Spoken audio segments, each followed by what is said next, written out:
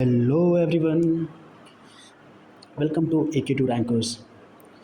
आज हम पढ़ने जा रहे हैं एआईटीके का essence of Indian traditional knowledge का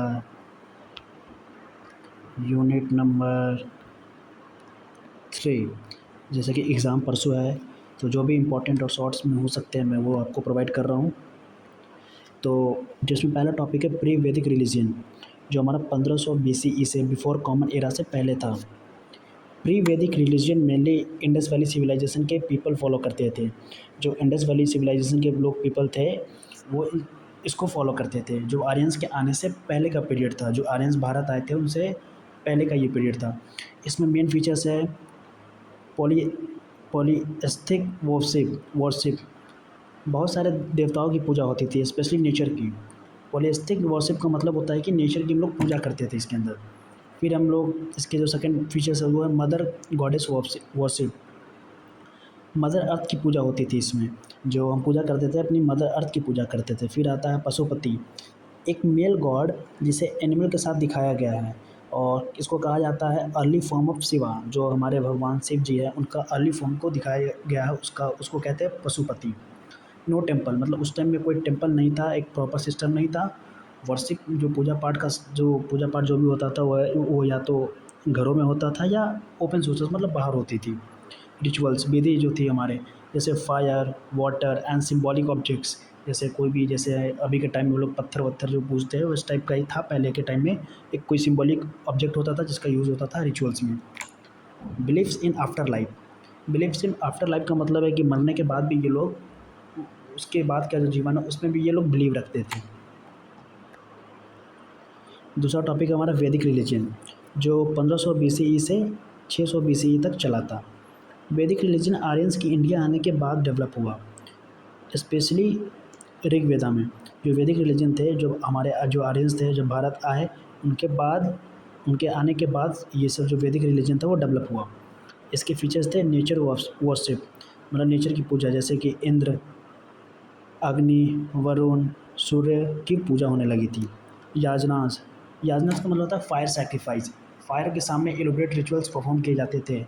जैसे आग जल रही होती है सामने और उस टाइम कोई भी जो भी रिचुअल्स होते थे उनको परफॉर्म किया जाता था उस टाइम। नो आइडल्स और टेम्पल्स, मतलब उस टाइम कोई भगवान और टेम्पल नहीं हुआ करते थे। तो जो भी हमारे जो भी हमको रिचुअल्स परफॉर्म करना होता था वो फायर अल्टर। फायर अल्टार का मतलब होता है स्पेशली प्रिपेयर्ड प्लेस जहाँ पर फायर सेक्रीफाइस परफॉर्म किए जाते थे। उसके बाद आता था, उसके बाद है मेल डोमिनेटेड डाइटीज़। डाइटीज़ का मतलब होता है एक तरीके से गॉड। मेल डोमिनेट का मतलब है कि उस टाइम कोई हमारी फीमेल देवी देवता, जो फीमेल देवियाँ हैं वो नहीं होती थी, सिर्फ देवताएं होते थे, जो मेल गॉड जिनको बोलते हैं हम लोग। फिर आता है रिचुअल्स ओवर मोरालिटी। धार्मिक लाइफ में रिचुअल्स को मोरालिटी से ज़्यादा इंपॉर्टेंस दी जाती थी इसमें। कास्ट सिस्टम, सोसाइटी डिवाइड होने लगी थी, जैसे कि ब्राह्मण, क्षत्रिय, वैश्य, इसमें अलग अलग सब लोग रहने लगे थे। फिर हमारा नेक्स्ट टॉपिक है भक्ति मूवमेंट। इसका जो टाइम पीरियड था, सॉरी मैंने गलती से टीम लिख दिया है, वहाँ पर टाइम पीरियड होगा। टाइम पीरियड था 7th century to 17th century, मतलब 7 से लेकर 17th सेंचुरी तक चली थी, और मे भी अभी भी चल रही हैं। ओरिजिन है हमारा साउथ इंडियन, तमिलनाडु से शुरू हुआ था, धीरे धीरे नॉर्थ इंडिया में फैल गया। इसके main feature devotion toward personal God, मतलब हम अपना जो भक्ति है एक पर्सनल गॉड की तरफ दिखाते हैं, जैसे राम, कृष्ण, शिव, बहुत सारे, Durga. Emphasis on love and faith, emphasis on love and faith का मतलब होता था कि हम अपना जो भी प्यार और भरोसा था उन सब अपने भगवान को समर्पित कर देते थे। एक तरीके से हम अपने आप को सरेंडर कर देते थे गॉड के सामने। Promote equality and social unity, equality और सोशल यूनिटी हम लोग प्रमोट करते थे उस टाइम। यूज़ लोकल लैंग्वेज, और जैसे इन सब चीज़ों से बात करने के लिए, जैसे जो भक्ति मूवमेंट चली थी तो उस टाइम जैसे भजन, पोयम, दोहा, ये सब यूज़ होते थे कम्युनिकेट करने के लिए कॉमन पीपल के साथ। जैसे इसके फेमस संत हैं हमारे कबीर जी, रविदास जी, मीराबाई, गुरु नानक। अब आते हैं सूफी मूवमेंट पे। सूफी मूवमेंट का जो टाइम पीरियड था वो था 8th सेंचुरी से लेके, मतलब 8th सेंचुरी में आ चुकी थी, लेकिन जो इंडिया में आया वो 12th सेंचुरी में आया था, और ओरिजिन इसका हुआ था इस्लामिक मिस्टिज्म से। इसके मेन फीचर्स है जैसे emphasis on love, tolerance and unity with God, मतलब गॉड के साथ रहना, इनके जो गॉड है अल्लाह, उन सबके साथ एक मतलब साथ मिला के उनके साथ रहना। फोकस ऑन इंटरनल प्योरिटी, मतलब इंटरनल मतलब मन के अंदर की जो प्योरिटी है उसको उस पे फोकस करते थे। सेल्फ रियलाइजेशन, खुद को रियलाइज़ करना है। स्पिरिचुअल क्लोजेस्ट टू गॉड, मतलब अपने आप को स्पिरिचुअली गॉड के क्लोज ले जाना। रिजेक्ट मटेरियलिज्म, मतलब जो भी सुविधाएं थी उन सब चीज़ों को वो लोग नहीं देखते थे, बस जीवन जीना जानते थे। प्रमोट म्यूज़िक, जैसे उस time music I qawwali and जिक्र चैंटिंग के लिए यूज़ होता था। इसके फेमस जो सेंट है वो है निज़ामुद्दीन औलिया बुल्ले शाह। आपने बुल्ले शाह का नाम सुना होगा, एक गाना है बुलिया ऐप उनका, उसमें सुनने होगा, तू बोले तो बन जाऊँ मैं बुल्ले शाह सौदाई। वही है जो बुल्ले शाह है, वो एक बहुत बड़े सूफी संत थे हमारे। फिर आते हैं बाबा फरीद। नेक्स्ट टॉपिक में मूव करते हैं। नेक्स्ट है what is religion, explain its features. Religion एक ऐसा सिस्टम होता है जो पीपल के spiritual beliefs, practice and moral values को गाइड करता है। रिलीजन एक ऐसा सिस्टम होता है जो लोगों के स्पिरिचुअल बिलीव्स, उसके प्रैक्टिसेस एंड मोरल वैल्यूज़ को गाइड करता है। वो ये जनरली किसी हायर पावर लाइक गॉड्स या डिवाइन बीइंग के में बिलीव पर बेस्ड होता है। रिलीजन का मतलब जैसे किसी भगवान पर विश्वास करना, किसी देवी देवता पर विश्वास करना, उन पर विश्वास बनाए रखना। Features of religion, believe in super natural power. Religion में किसी हायर पावर जैसे गॉड या गॉड्स में बिलीव होता था। जैसे सुपर नेचुरल पावर का मतलब होता है भगवान, जैसे भगवान पे विश्वास रखते थे। जैसे अब हम, जैसे मान लीजिए कि मैं हिंदू हूँ, हनुमान जी की पूजा कर रहा हूँ, तो एक मैं, तो मेरा रिलीजन अलग हो गया। मान लीजिए कि मैं मुस्लिम हूँ और मैं अल्लाह को पूजा कर, मतलब अल्लाह के सामने नमाज़ पढ़ रहा हूँ, तो मैं मुस्लिम हो गया, तो मेरा रिलीजन अलग हो गया। यही चीज़ होता है कि सुपर नेचुरल पावर में बिलीव्स रखना, तो वही रिलीजन को बांटता है। रिचुअल्स एंड प्रैक्टिस, मतलब विधि और जो भी हम लोग प्रैक्टिस करते हैं अपने में। जैसे हर रिलीजन में अपने अपने यूनिक रिचुअल्स होते हैं, जैसे प्रेयर्स, फेस्टिवल्स, सेक्रीफाइसेस ईटीसी। जैसे हर रिलीजन में जैसे हम लोग को पूजा पाठ करने का जो तरीका होता है वो कैसे करते हैं हम लोग। फिर आता है मोरल कोड। रिलीजन पीपल को एक एथिकल पाथ फॉलो करने की गाइडेंस देता है। जो रिलीजन पीपल होते हैं वो एक एथिकल मतलब सही रास्ता चुनने का और उसको गाइड करते हैं कि उस राह पे चलो। फिर आता है सैक्रेड टेक्स्ट। अब जैसे हर रिलीजन में क्या होता है कि हर पर्टिकुलर एक टेक्स्ट होती है। जैसे हमारे हिंदू में भगवत गीता हो गया, और जो क्रिश्चियंस होते हैं बाइबल हो गया, जो मुस्लिम्स होते हैं उनमें वो क्या बोलते हैं, उनको कुरान बोलते हैं। फिर आता है कम्युनिटी। अब रिलीजन पीपल को एक सोशल ग्रुप में जोड़ते हैं जहाँ उनका एक कॉमन बिलीव होता है। जैसे मान लीजिए सारे हिंदू आते हैं, पूजा पाठ करते हैं, बैठते हैं, मतलब एक तरीके से कम्युनिटी बनाते हैं हम लोग। Symbols and myth. अब हर रिलीजन में जैसे सिंबल होता है, जैसे मान लीजिए कि हमारे जो भगवान शिव है उनका ये ओम का है। और जैसे मान लीजिए वो जो हमारे क्या बोलते हैं मुस्लिम लोग हैं उनका ये चाँद है, क्रिश्चियन लोग का प्लस है। ऐसे ही हर रिलीजन का एक अलग अलग उसका उनका सिंबल है। और बहुत ही इंपॉर्टेंट टॉपिक है ये। अगर बुद्धिज़्म के बारे में आता है तो ये लिखना बहुत ही इंपॉर्टेंट है। Describe 4 noble truths of Buddhism and 8 fold pathway. जो बुद्धिज़्म के फाउंडर जो हमारे थे वो गौतम बुद्ध थे।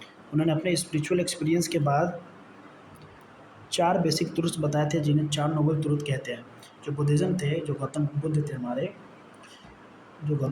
हमारे, उन्होंने रिचुअल जो स्पिरिचुअल के एक्सपीरियंस के बाद 4 बेसिक ट्रूथ बताए थे, और उन्हीं को 4 नोबल ट्रूथ कहा गया है।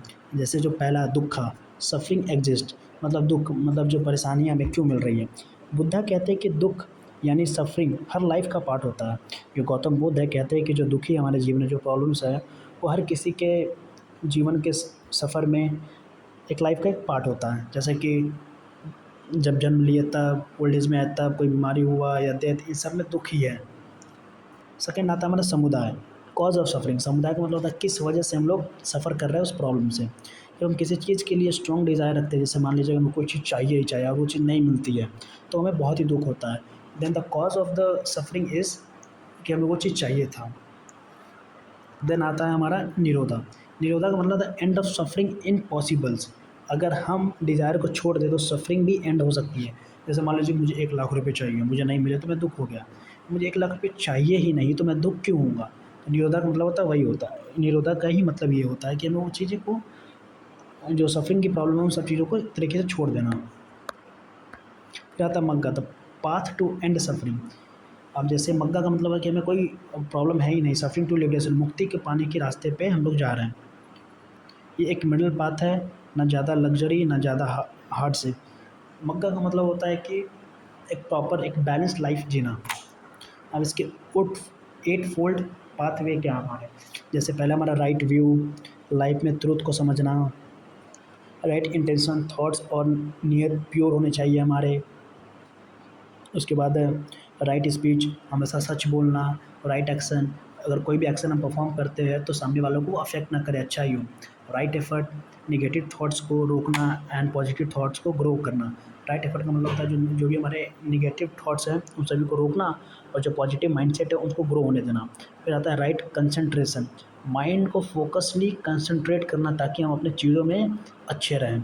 फिर आता है राइट माइंडफुलनेस, हर मूवमेंट में अवेयर रहना। माइंडफुलनेस का मतलब होता है कि चतुराई बरतना हर चीज़ में। जैसे मान लीजिए मैं कोई भी काम कर रहा हूँ तो उन सब चीज़ों में उन सब चीज़ों को उन सब चीज़ों में क्या बोलते हैं उसको, चतुराई से हम काम लेंगे हर चीज़ में। फिर आता है राइट लिवलीहुड, ऐसा काम चूज़ करना जो दूसरों को हार्म ना करे, मतलब ऐसे तरीके से रहना जैसे हम कोई भी चीज़ कर रहे हैं, हम रह रहे हैं तो उनसे किसी दूसरे को परेशानी ना मिले। अब फिर आता है हमारा describe the feature and jewels of Jainism. अगर जैनिज़्म के बारे में आता है तो इन सब के बारे में लिखना पड़ेगा।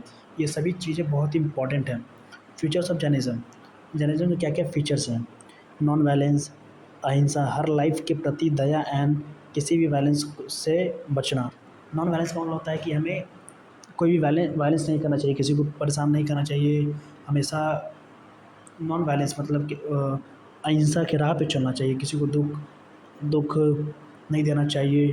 फिर आता है ट्रुथ, सच, हमेशा सच बोलना चाहिए। मैंने छोटा छोटा लिखा है, इन सबको आपको एलोबरेट करना होगा। हमेशा सच बोलना चाहिए, कोई चीज़ छुपानी नहीं चाहिए।